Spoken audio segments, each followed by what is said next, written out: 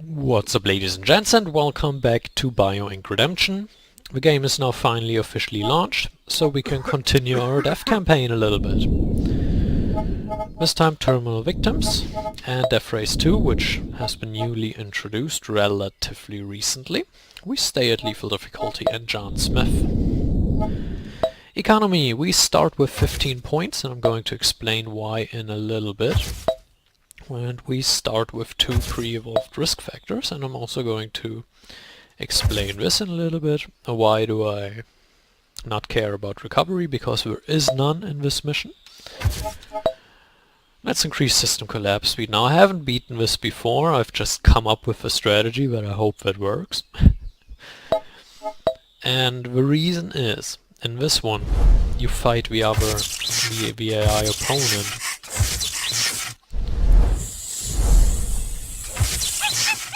And you can block out the AI opponent, and he can block you out from other diseases by taking them. The thing is, if I take a disease, or he takes a disease, I can no longer take it. The consequence is, if he picks this one, and I cannot, this entire path is blocked for me.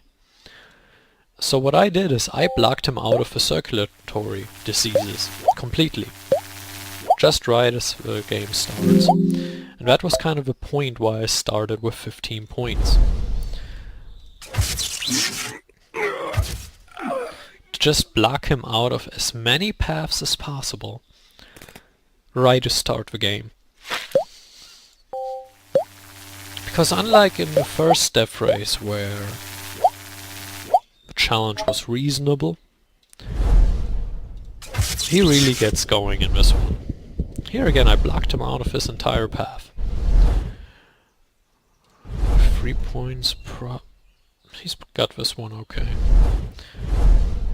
And this one.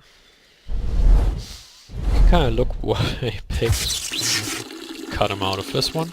Good. But it's really a race to cut the other guy out of diseases that he can take.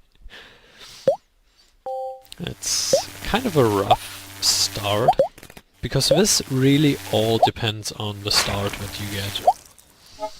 Everything else, while important, is just not as significant.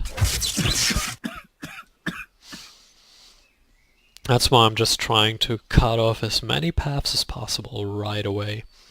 Because if the start goes well, you've probably won. This is really all about the start. If your start goes wrong, by the way, and you're cut out of too many things and you're falling behind, you might as well forget it. Also, I've tried it before, my tried and true strategy of picking up risk factors, then going into diseases. Well, let's just say don't do it. Don't do it here. Where do we go? Nice, grab this, of course. We've cut him out of this one. This is another thing that we could cut off for 10 points. I mean, he has plenty diseases left that he can take. So maybe focusing on our own strategy right now would be wise. But I still don't want him to go this way, so...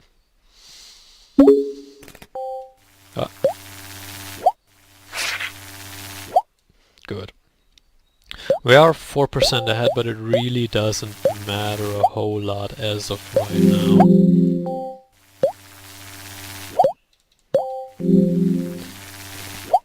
And why? Well, it can flip really quickly. Where are we strong right now? Circulatory. Angina gets nervous, but I do want the stroke because of how strong it is on the nervous system. I think it was 21 points or something? Yeah, 21 points for the stroke. The stroke is one of the things that I think is worth saving up points for. 2 missing, of course. But yeah, that's one that I think it's worth it. just because of the massive effect it has on the nervous system, in addition to the circulatory one. I think outside of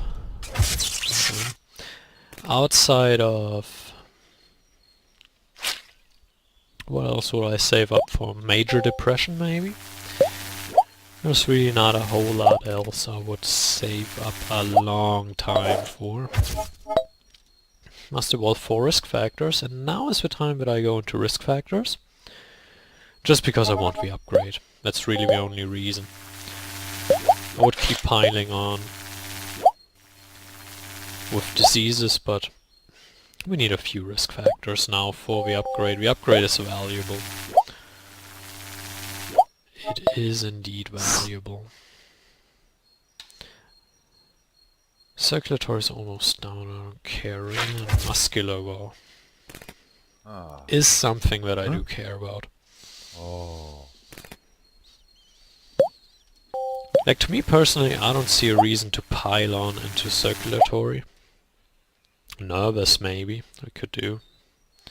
Actually, I do need workaholic to go into major depression.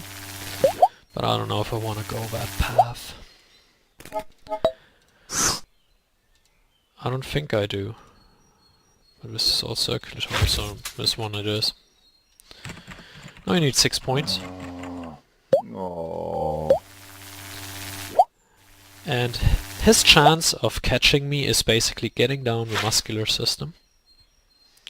Because then all the other systems are suffering. I'm pretty sure you know that mechanic if you played the game. If not, well, once you get a system down, all the other systems take collateral damage. So killing a system is quite good. So that's kinda his chance of catching me, is he's got the muscular system down.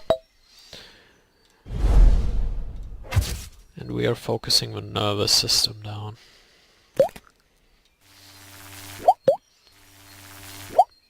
And the circulatory. Good. Okay, now we're set. Now we need to play it out. We are only barely ahead. And the next system I want to target is the respiratory or the renal. I'm not sure. I think it's the respiratory. It costs 23, but it also kills the immune system, which is good. It's kind of interesting, like, how close we are. Saving up 23 points at this stage is sort of reasonable, but I don't know. I don't think I want to do it. I would just do this. That should kill the respiratory system quickly enough. Next up, digestive, I guess. Or is the digestive one? You are the digestive one. And we should actually win. I think it's been a pretty good strategy to do this. Yeah, we're extending our lead. Ah, there it is. Where is the bubble? Skeletal is a bit of a problem, but really not a whole lot I can do about it. We need 11 points here. Grab this one. It's really the only problem, but I'm not worried about it. The collateral damage of the other systems will take care of it, so...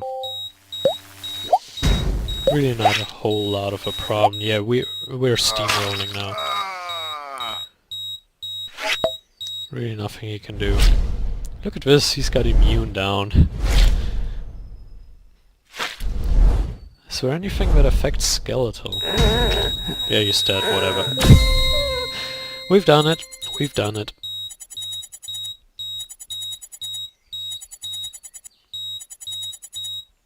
I don't know if that's a good score or not, I have no idea, but I'm glad we've done it. So, Hope you can do this. I think the strategy is pretty solid. I hope I could explain a little bit about it. And we're going to see you in the next stage. Until then, farewell.